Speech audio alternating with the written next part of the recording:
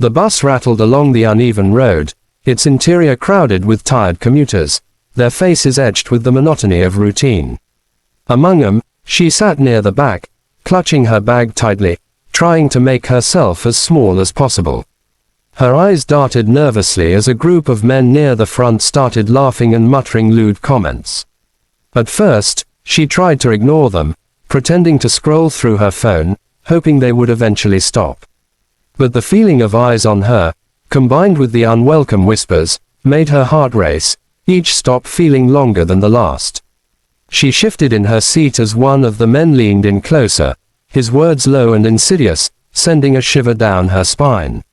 The bus seemed impossibly cramped, the air thick with tension, and she felt trapped, vulnerable, and alone. Her hands trembled slightly as she gripped the strap of her bag, wishing she could disappear. Her mind raced through options, none of them good. Moving to another seat seemed impossible. The aisle was crowded, and she didn't want to draw attention to herself. That's when she noticed him, a man in his late 30s or early 40s, seated a few rows ahead, his eyes sharp and observant. He wasn't ignoring the situation. Instead, he was watching quietly, as if weighing the moment, calculating what he could do to help without causing more trouble. She felt a faint spark of hope.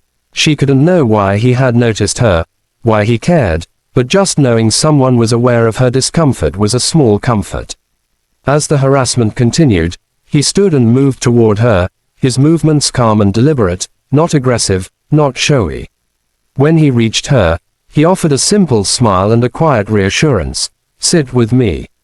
You're not alone." There was no grand gesture, no confrontation, just a steady, grounding presence that made her feel a little safer.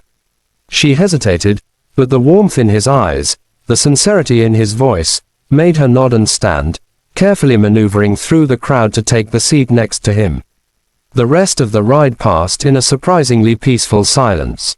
He didn't ask questions or force conversation, simply allowed her to breathe, to feel that the world wasn't entirely unsafe. Every so often, he offered small, comforting gestures, a hand on a bag to steady it, a reassuring glance toward the men causing trouble. With each stop, the oppressive atmosphere of the bus seemed to lift slightly. By the time she reached her stop, she felt a strange mix of gratitude and relief. She looked at him, wanting to say thank you, but words felt inadequate. Instead, she managed a small, genuine smile. He nodded, as if acknowledging that no explanation was necessary. As she stepped off the bus, she realized that the impact of one kind, courageous act could extend far beyond a single moment, leaving her with a renewed sense of hope that even in the darkest circumstances, strangers could still be heroes.